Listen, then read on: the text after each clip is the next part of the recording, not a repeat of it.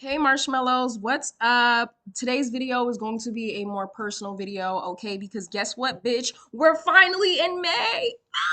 Yes. If y'all don't know, May is my birthday month. Big Gemini. We're not talking about no Taurus. Tauruses think they fucking run May. They don't. Okay, it's not about how you start, it's about how you finish. And we finish with Gemini. So, my birthday. It's also Haitian Heritage Month. So, shout out to my fellow Zoes out there. Period.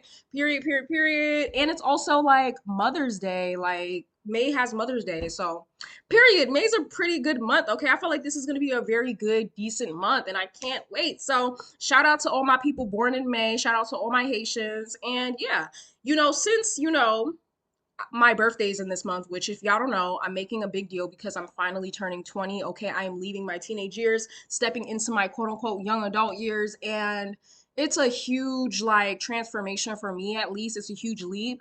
And so, as I'm stepping into this new young adult side of me, I obviously cannot forget or neglect my inner child, which I have been doing. More on that later. But yeah, I thought, you know what? Let me heal my inner child properly so I don't go throughout life projecting or repeating past mistakes or lessons that I was supposed to learn and keep projecting them onto future instances, right? That is why, if y'all don't know, that's why a lot of people suffer and why a lot of people don't live in their divine path because they haven't properly healed their inner child. So I thought, you know what?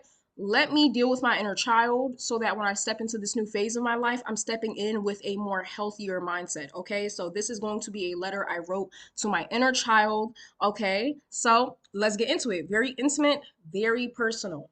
Okay. Hello, young Soraya. This is my first time addressing you directly, so I must admit I'm a bit uncertain on how to approach you. This is the part of me that is unhealed and forgotten, still dealing with the trauma both of her parents had given her. As I was growing into my teenage years, I thought it'd be best to avoid said trauma since I struggled processing the previous experiences. Like I was moving on, so I concluded that okay, whoa, I mixed that up. Life was moving on. So I concluded that I should do the same. I now realize that that was a mistake. Now that I've explained my absence, let's move on to the important part of this letter. Soraya, I am sorry. I'm sorry your parents failed you. Instead of offering protection and guidance, they did the opposite. I'm sorry your I'm sorry your family, those who were meant to support you, turned their backs on you. I'm sorry the adults around you failed you as a whole. I'm sorry the kids at school bullied you. I'm sorry that instead of feeling the warmth and comfort of those around you, you felt cold and isolated. If no one has told you this yet, I love you. The same love you so desperately searched for within your parents lies deep within you, deep inside of you, deep inside you. Whoops. I'm here as the sibling you always wished for to protect and support you. The last thing I'd like to say is you didn't deserve any of that. Your soul is pure, and don't let the cruelty of this world tarnish that. I love you. That was the letter I wrote to my inner child. I suggest anybody do that or simply just address your inner child or acknowledge your inner child. I previously, as you heard from the letter, I basically abandoned my inner child and my childhood wounds because, again, I thought, you know what, I'm getting older. Specifically, when I was in high school, I thought I'm getting older. Life is moving on and I can't keep harboring on the past. So let me just move on with it, right? Obviously, that's not the way to deal with trauma. You want to address the trauma, you want to acknowledge it, and you want to accept it, right? That is the first part of healing. The first part of healing is acknowledging that there is an issue.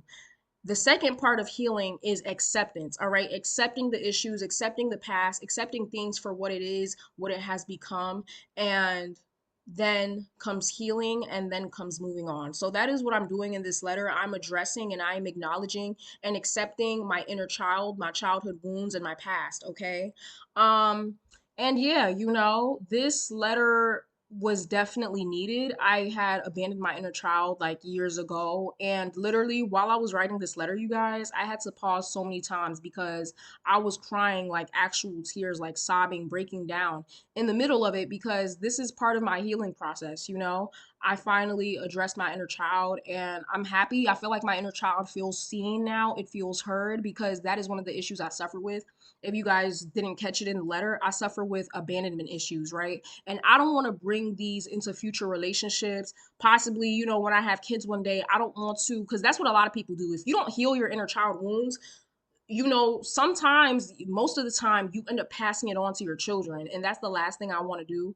I don't want my future children to deal with the things that I'm dealing with. So that is why, another reason why I wrote this letter to myself. And it was very much needed. It was long overdue, but I'm glad I did it anyways. And I suggest y'all do the same, okay? Make sure this is a check in for anybody to make sure that they are healing their inner child properly. Make sure that you are addressing and acknowledging, okay? Because that's the mistake I made. A lot of people in my family, they simply discarded what happened to me as a child. They didn't give it any significance or importance. And so I did that same exact thing, which is not good, you know.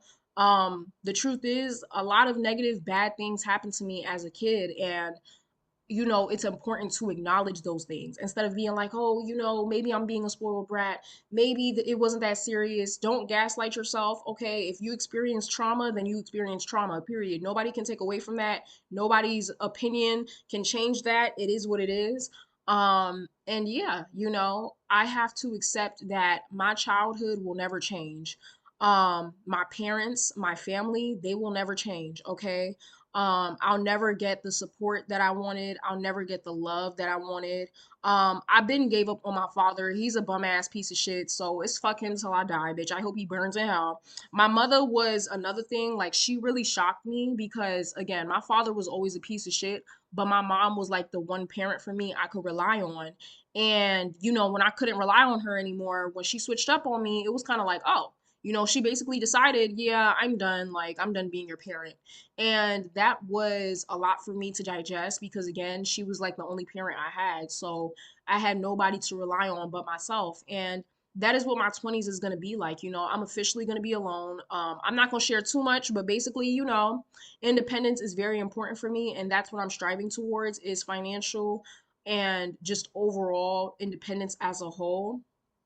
And so, yeah, you know, it's just important to address these things early on and tackle these things early on so that when I move throughout life, I'm not projecting these same experiences onto other people or other relationships, making life more harder than what it needs to be, okay? So for anybody out there that's watching, it is really important to address and acknowledge the fact that you have an inner child, acknowledge what happened to that inner child, and give it support and acceptance, because I'm pretty sure that's all of our inner children really want. That's all children want as a whole, is to feel supported, is to feel loved, right?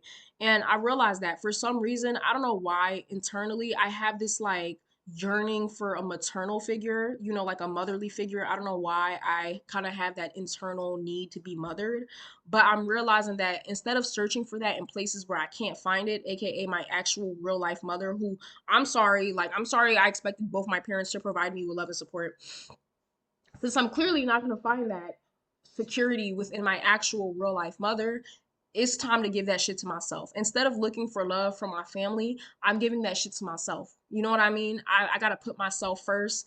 And yeah, you know, it is what it is. So hopefully y'all enjoyed this video. Again, this letter was really personal to me. And it is relating to the fact that I'm turning 20 very soon and I'm stepping into my quote unquote adult years officially. So we'll see.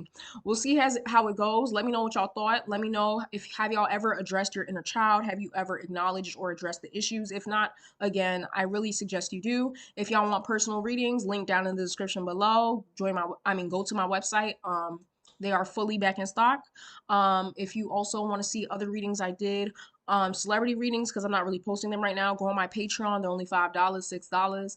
And yeah, I'll see you guys on the next one. Like the video, subscribe, and don't skip the ad. Bye. Mwah.